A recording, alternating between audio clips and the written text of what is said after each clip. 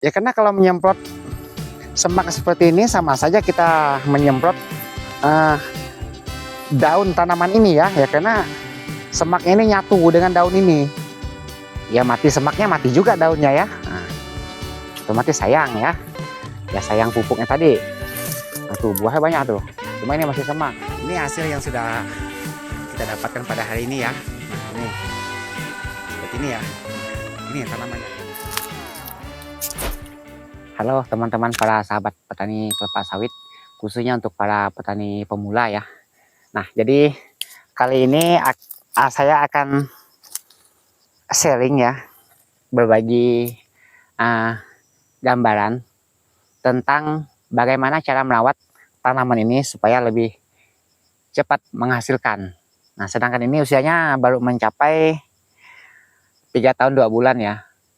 Tapi ini sudah bisa menghasilkan, sudah bisa panen berkali-kali. Ya, sedangkan di antara teman-teman kita juga ada yang bertanya, Bang, apa saja pupuknya supaya tanaman ini bisa lebih cepat menghasilkan buah dan sehingga bisa lebih cepat masa waktu panennya. Nah, betul, tentu semuanya harus menggunakan pupuk. Nah, tapi ada langkah-langkah yang paling diutamakan demi membuat tanaman ini bisa jadi seperti ini. Nah, sedangkan ini kita kebetulan sedang melakukan perawatan, membersihkan bagian piringan ya. Nanti sekaligus akan saya tunjukin kepada teman-teman bagaimana cara kita melakukan pekerjaan ini ya, yang kita lakukan pada hari ini. Nah, jadi untuk teman, mohon tonton video ini sampai selesai supaya kita bisa sama-sama melihat bagaimana cara saya melakukan perawatan terhadap tanaman ini sehingga bisa tumbuh, bisa berbuah seperti ini di usia yang masih cuma 32 bulan. Nah, jadi yang pertama, saya setuju. Memang menurut pandangan mata ya, harusnya kebun itu bersih ya, tidak ada semak, tidak ada rumput. Ya itu sangat diinginkan para petani tentunya, betul itu. Cuma kalau menurut saya, di saat kita melakukan penyemprotan ya, penyemprotan pada tanaman ini, itu dilakukan sebelum saat waktunya mupuk. Nah, jadi sebelum melakukan pemupukan, jangan dilakukan setelah ditebar pupuk. Ya misalkan hari ini mupuk, besoknya kita nyemprot, atau seminggu ke depan kita nyemprot, bahkan sebulan ke depan sudah nyemprot. Ya kalau saya pribadi saya tidak saya lakukan seperti itu. Memang kemarin ini sudah kita semprot sebulan yang lalu ya, sebulan lalu. Setelah itu kita mupuk. Setelah 1 bulan setelah nyemprot ya, kemudian kita mupuk. Habis nyemprot, mupuk. Nah, itu langkahnya. Habis mupuk, lalu kita biarkan sehingga tumbuh semak-semak liar seperti ini. Nah, teman-teman bisa melihat. Ini sangat semak sekali. Ya, tapi kalau menurut saya, jika masih tidak mengganggu tanaman ini, ya menurut saya biarkan saja dulu. Ya, walaupun kita ingin misalnya rajin melakukan perawatan, maksudnya membersih semak-semak yang ada sekitar sini, lakukan aja dengan cara ditebas ya, cukup dilakukan dengan cara ditebas. Adapun misalnya melakukannya dengan cara disemprot, itu menyemprot di bagian pasar pikulnya saja, kalau menurut saya seperti itu. Nah, jadi kenapa tidak boleh dilakukan penyemprotan di sekitar piringan sini ya? Nah, jadi ini yang betul-betul dipahami. Ini sering terjadi di antara kalangan petani biasa ya, karena mungkin belum paham ya. Dikiranya ya karena tidak mematikan daun ini ya, bahkan ada yang mematikan daun ini ya, sehingga sampai gosong daun-daun yang ada di bagian bawah sini. Ya katanya sih, ya kan yang mati hanya bagian bawah, ya betul itu. Cuma, nah karena pupuk kita tadi sedang bekerja, ya otomatis tanah ini kan sedang proses melakukan apa namanya, itu di agronomi ada itu lebih lengkapnya ya, mungkin teman-teman bisa cek ya di video lainnya. Dia sedang meresap maksudnya ya, itu lebih mudah dipahami. Sedang meresap otomatis akar-akar mudanya itu bermunculan. Saya pernah korek di bagian tanah sini, ada akar-akar muda yang muncul biasanya di bagian ini. Nah, jika akar itu mengenai racun yang kita semprot, otomatis ada efeknya, bisa ngaruh pada tanam ini. Ya memang di saat kita melakukan penyemprotan itu, ya misalkan buah udah seperti ini ya, 1 bulan 2 bulan tidak terlihat ya, tidak terlihat efek dari racun itu. Tapi itu berpengaruh kepada buah yang sekitar sini ya nanti. Itu bisa mengurangi hasil produksi tanaman ini. Ya. Nah, itu yang pernah saya alami. Ya maka saya sudah boleh katakan sudah jerak ya. Telah mupuk baru nyemprot. Nah, itu. Boleh nyemprot, cuma sebatas di sekitar jalan ya, maksudnya di sekitar pasar pikul itu tidak masalah, asalkan dosisnya dikendalikan ya.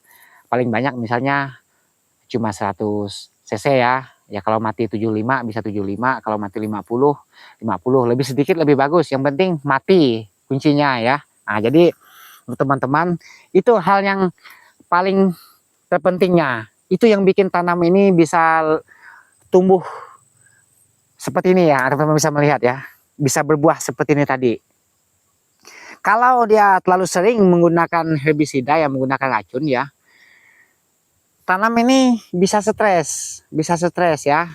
Terkadang bisa kerdil. Ya kenapa tanam ini kok dipupuk nampaknya subur tapi buahnya kurang. Nah, itu tadi, itu masalahnya, pengaruh dari racun yang kita semprot pada tanaman ini tadi. Nah, maka itu kita melakukan perawatan dengan cara ditebas. Kebetulan kita hari ini sedang melakukan perawatan menggunakan palang ya. Nah, palang seperti ini ya. Ini lebih mudah ya untuk kita mengait semak-semak yang ada di sekitar pangkal tanaman ini. Itu tadi, kenapa tidak disemprot ya, karena itu. Karena ini masih baru kita pupuk. Ini baru belum 1 bulan nih kita melakukan pemupukan pada tanaman ini.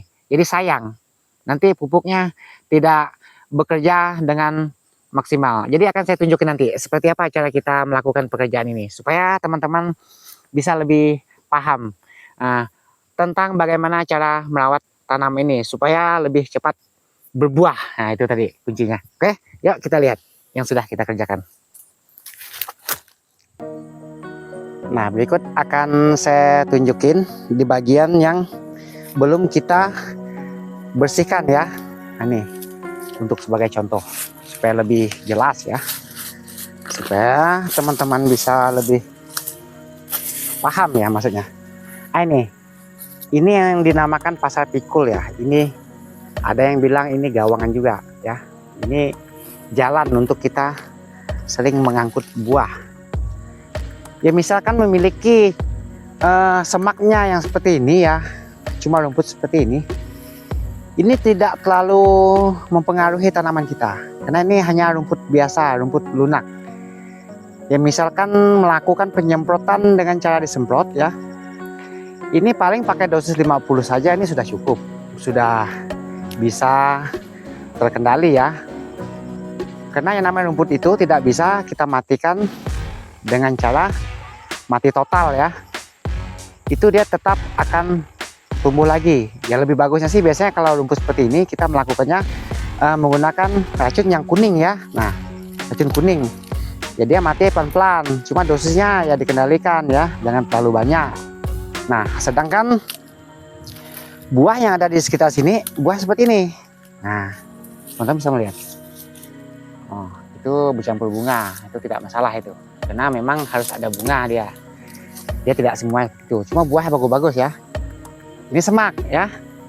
Nah, maka kita melakukan perawatan dengan cara ditebas tadi untuk membersihkan semak yang ada di sekitar sini supaya kita lebih mudah manennya ya. Tadi ada mereka manen nih tadi barusan ya, ada anggota kita manen.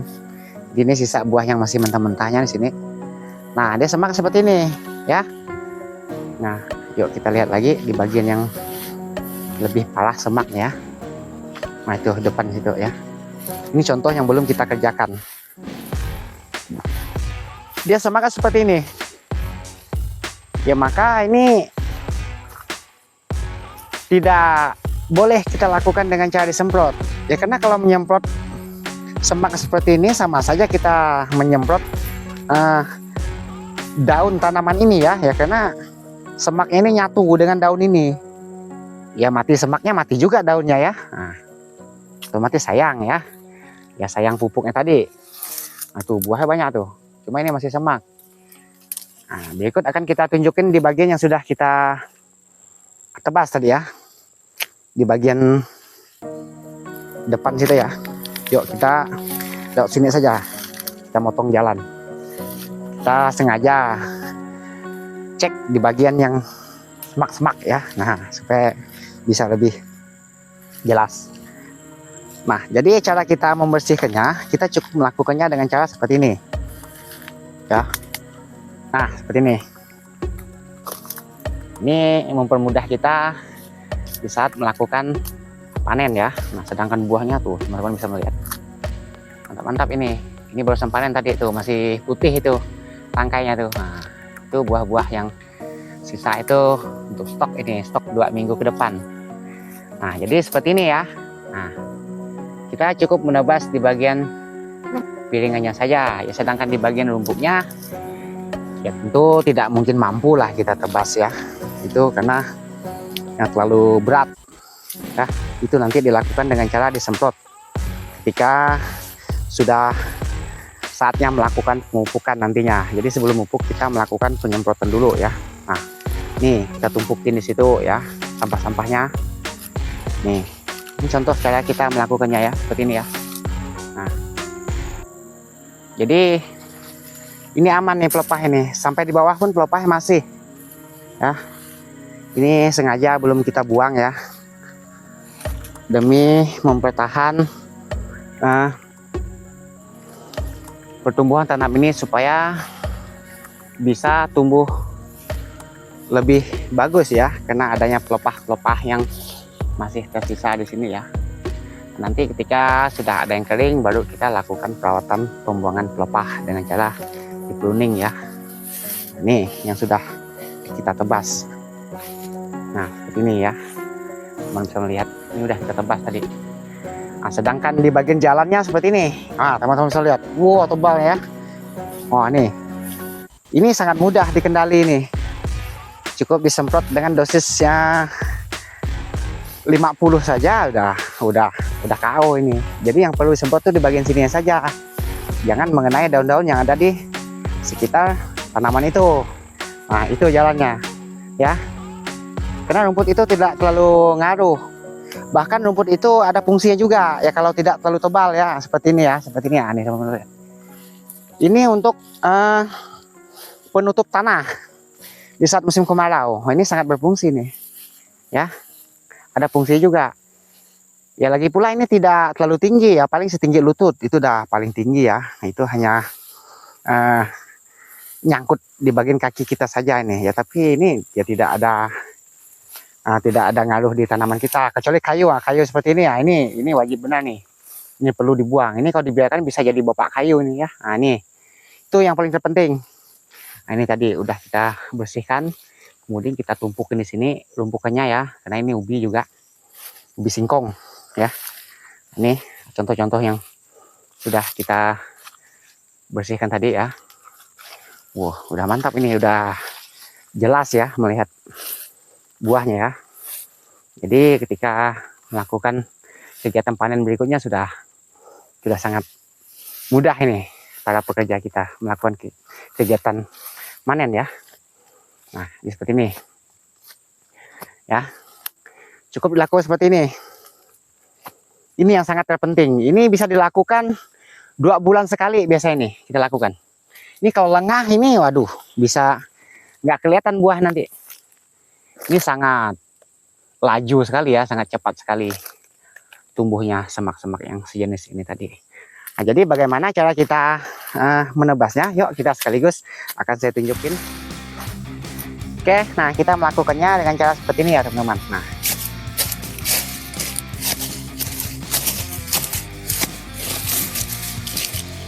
ini diangkat ya, lalu kita tebas bagian bawahnya ya. Nah, ini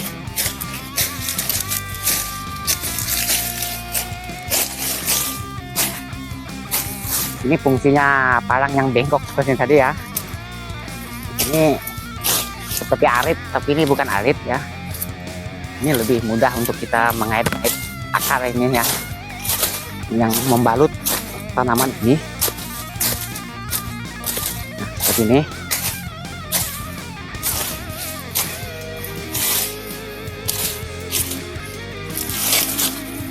Bentar, kita putar dulu arahnya di bagian sini dulu ya, supaya lebih kelihatan.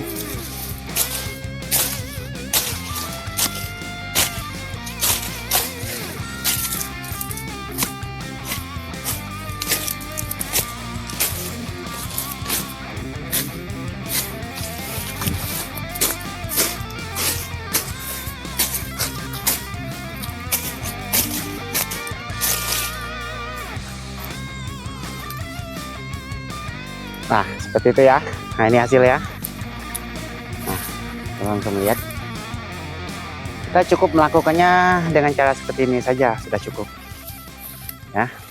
Nah, adapun di bagian jalan ya, pasar pikul, ditumbuhin rumput yang seperti ini. Nah, ini yang saya katakan tidak masalah ini. Ini fungsinya menutup tanah ya, supaya kelembapan tanah ini tetap terjaga ya. Nah, ya kalaupun risih ini bisa dilakukan dengan cara disemprot, cuma dosisnya dikendali ya, seperti yang saya katakan tadi. Ini menyemprot rumput yang sejenis ini, kita harus menggunakan racun kuning ya. Nah, ini racun kuning ya, teman-teman bisa tahu lah racun kuning itu. Nah, seperti apa cara kerja racun kuning ya, saya rasa teman-teman petani sudah pada tahu. Kalau pakai racun hijau, dia cepat mati ya, tapi belum jatuh daunnya dia udah nyusul tumbuh yang baru. Nah, itu tidak dianjurkan sebenarnya pakai racun yang hijau, kecuali tempat yang berkayu ya. Nah, itu wajib dilakukan penyemprotan dengan racun hijau ya, seperti merek yang kita gunakan biasanya galon dicampur racun hijau ya, karena racun hijau itu banyak merek, jadi kita tidak sebutkan. Yang penting racunnya itu asli, berkadar yang tinggi ya, itu sudah aman lah, udah pasti cocok lah untuk merawat kebun kelapa sawit ini. Oke, untuk teman-teman, sampai di sini dulu videonya yang bisa saya bagikan kepada teman-teman. Semoga cara ini bisa bermanfaat ya, dan harapan saya semoga para teman-teman selalu tetap semangat untuk merawat kebunnya. Dan tidak lupa pula saya ucapkan banyak terima kasih yang sudah menonton video ini. Jangan lupa like dan subscribe-nya bagi yang belum subscribe di channel ini, supaya selalu mendapat informasi yang terbaru dari kita. Oke, selamat siang.